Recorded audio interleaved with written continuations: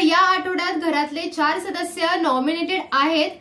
मागच्या वेळेला जे काही सदस्य नॉमिनेटेड होते त्यापैकी कोणीही घरातून एविक्ट न झाल्यामुळे जे काही नॉमिनेटेड सदस्य होते ते पुन्हा एकदा या आठवड्यासाठी नॉमिनेट झाले होते। त्यात पॉवर कार्डचा यूज केल्यामुळे निक्की, घनश्याम आणि पॅटदादा हे तिघही जण सेफ झाले आहेत। त्यांच्या जागी अभिजित आता या नॉमिनेशनच्या रेसमध्ये येऊन बसला आहे।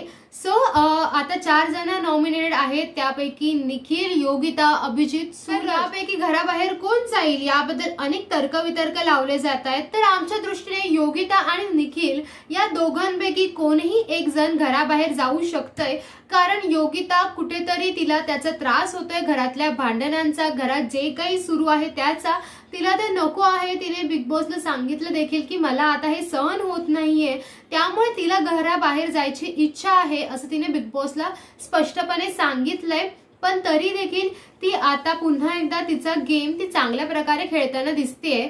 सो निखिल एका बाजूला आहे, निखिलचा ॲज गेम अजूनही दिसत नाहीये। निखिल तितका अग्रेसिव्हली म्हणा किंवा तितका स्पोर्टिंगली खेळताना ॲज दिसत नाहीये, त्यामुळे निखिल सुद्धा या वेळेला एविक्ट नक्कीच होऊ शकतोय। तर अभिजित आणि सूरज या दोघांबद्दल सांगायचं झालं तर या दोघांना घराबाहेरून मिळणारा सपोर्ट हा सगळ्यात जास्त आहे। सूरजचे फॅन फॉलोविंग्स तर दिवसेंदिवस वाढतायत। सूरजला अनेक माध्यमांमधून, अनेक सेलिब्रिटीज कडून असो, सगळ्यांकडूनच एकंदरीत एक सपोर्ट त्याला मिळतोय। इव्हन अभिजितचा गेम सुद्धा अनेकांना आवडतोय। अभिजितची गेम प्लॅनिंग आहे, स्ट्रॅटर्जी आहे, या सगळ्याच गोष्टींना घरातले एकंदरीत घाबरले आहेत। त्यामुळे अभिजित आणि सूरज यावेळेला नक्कीच सेफ असतील।